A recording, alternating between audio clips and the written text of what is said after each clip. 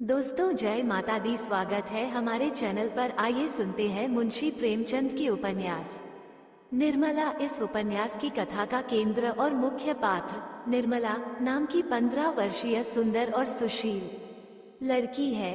निर्मला का विवाह एक अधेड़ उम्र के व्यक्ति से कर दिया जाता है जिसके पूर्व पत्नी से 3 बेटे हैं। निर्मला का चरित्र निर्मल है, परंतु फिर भी समाज में उसे अनादर एवं अवहेलना का शिकार होना पड़ता है।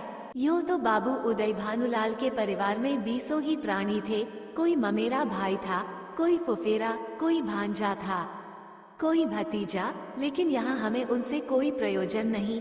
वो अच्छे वकील थे, लक्ष्मी प्रसन्न थी और कुटुंब के दरिद्र प्राणियों को आश्रय देना उनका कर्तव्य ही था। हमारा संबंध तो केवल उनकी दोनों कन्याओं से है, जिनमें बड़ी का नाम निर्मला और छोटी का कृष्णा था। अभी कल दोनों साथ साथ गुड़िया खेलती थी। निर्मला का 15वां साल था, कृष्णा का 10वां। फिर भी उनके स्वभाव में कोई विशेष अंतर न था। दोनों चंचल, खिलाड़िन और सैर तमाशे पर जान देती थी।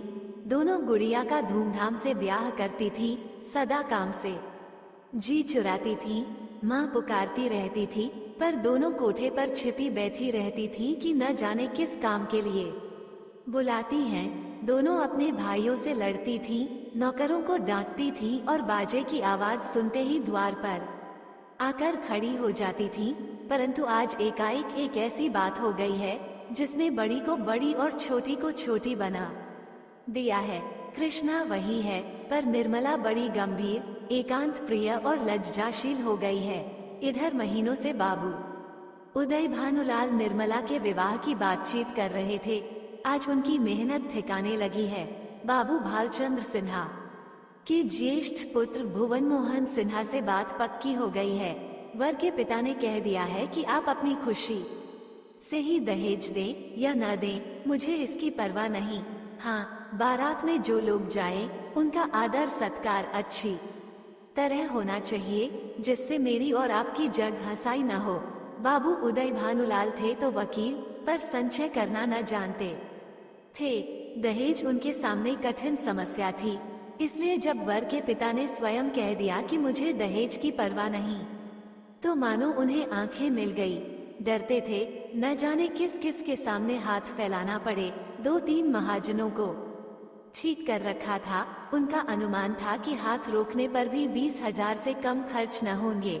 यह आश्वासन पाकर वे खुशी के मारे फूले न समाये। इसकी सूचना ने अज्ञान बालिका को मुंह ढांप कर एक कोने में बिठा रखा है। उसके हृदय में एक विचित्र शंका समा गई है। रोम रोम में एक अज्ञात भय का संचार हो गया है। न जाने क्या होगा। उसके मन में वे उमंगे नहीं हैं जो युवतियों की आंखों में तिरछी चितवन बनकर, ओंठों पर मधुर हास्य बनकर और अंगों में आलस्य बनकर प्रकट होती हैं। नहीं, वहाँ अभिलाषाएं नहीं हैं, वहाँ केवल शकाएं, चिंताएं और भीरू कल्पनाएं हैं। यौवन का अभी तक पूर्ण प्रकाश नहीं हुआ है। करिश्मा कुछ कुछ जानती है, कुछ कुछ नहीं जानती। जानती है बहन को अच्छे अच्छे गहने मिलेंगे, द्वार पर बाजे बजेंगे, मेहमान आएंगे, नाच होगा, ये जानकर प्रसन्न है। और यह भी जानती है कि बहन सबके गले मिलकर रोएगी, यहाँ से रो धोकर विदा हो जाएगी। मैं अकेली रह जाऊंगी, ये जानकर दुखी है। पर यह नहीं जानती कि यह किस लिए हो रहा है। माताजी और पिताजी क्यों बहन को इस घर से निकालने को इतने उत्सुक हो रहे हैं। बहन ने तो किसी को कुछ नहीं कहा, किसी से लड़ाई नहीं की। क्या इसी तरह एक दिन मुझे भी ये लोग निकाल देंगे? मैं भी इसी तरह कोने में बैठकर रोऊंगी और किसी को मुझ पर दया न आएगी। इसलिए वह भयभीत भी है। संध्या का समय था। निर्मला छत पर जानकर अकेली बैठी आकाश की और त्रिषित नेत्रों से ताक रही था। ऐसा मन होता था पंख होते तो वह उड़ जाती और इन सारे झंझटों से छूट जाती। इस समय बहुधा दोनों बहनें कहीं सैर करने जाया करती थी। बग्घी खाली न होती तो बगीचे में ही टहला करती, इसलिए कृष्णा उसे खोजती फिरती थी। जब कहीं न पाया तो छत पर आई और उसे देखते ही हंसकर बोली, तुम यहाँ आकर छिपी बैठी हो और मैं तुम्हें ढूंढती फिरती हूँ। चलो बग्घी तैयार करा आई हूँ। निर्मला ने उदासीन भाव से कहा, तू जा, मैं न जाऊंगी। कृष्णा, नहीं मेरी अच्छी दीदी, आज जरूर चलो। देखो कैसी ठंडी ठंडी हवा चल रही है। निर्मला, मेरा मन नहीं चाहता, तू चली जा। कृष्णा की आंखें दबदबा आईं, कांपती हुई आवाज से बोली, आज तुम क्यों नहीं चलती? मुझसे क्यों नहीं बोलती? क्यों नहीं इधर उधर छिपी छिपी फिरती हो? मेरा जी अकेले बैठे बैठे घबराता है। तुम न चलोगी तो मैं भी न जाऊंगी, यही तुम्हारे साथ बैठी रहूंगी। निर्मला, और जब मैं चली जाऊंगी तब क्या करेगी? तब किसके साथ खेलेगी और किसके साथ घूमने जाएगी? बता। कृष्णा, मैं भी तुम्हारे साथ चलूंगी, अकेले मुझसे यहाँ न रहा जाएगा। निर्मला मुस्कुराकर, तुझे अम्मा न जाने देंगी। कृष्णा, तो मैं भी तुम्हें न जाने दूंगी।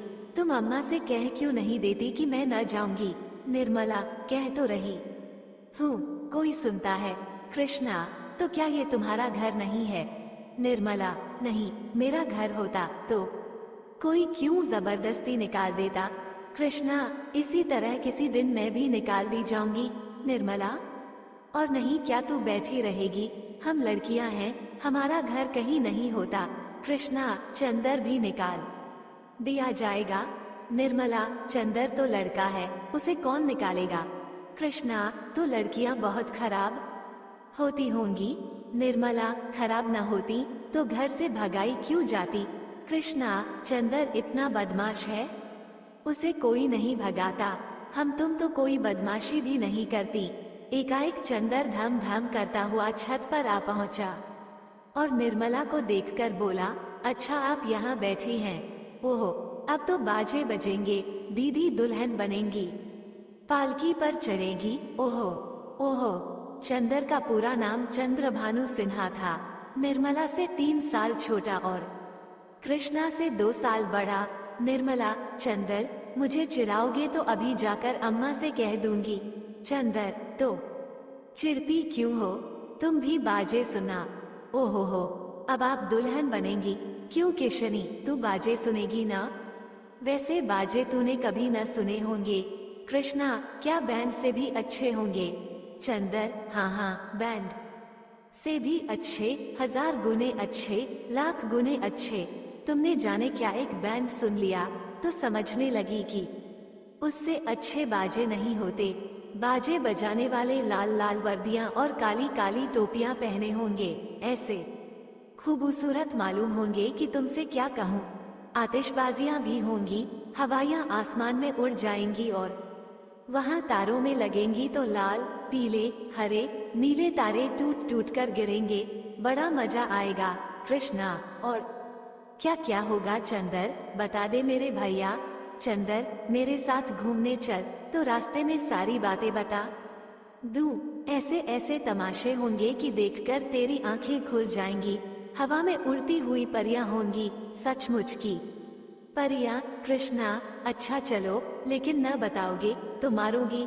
चंद्रभानु और कृष्णा चले गए, पर निर्मला अकेली बैठी रह गई। कृष्णा के चले जाने से इस समय उसे बड़ा क्षोभ हुआ।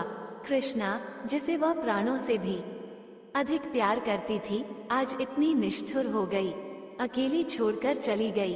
बात कोई न थी, लेकिन दुखी हृदय, दुखती हुई आंख है जिसमें हवा से भी पीड़ा होती है।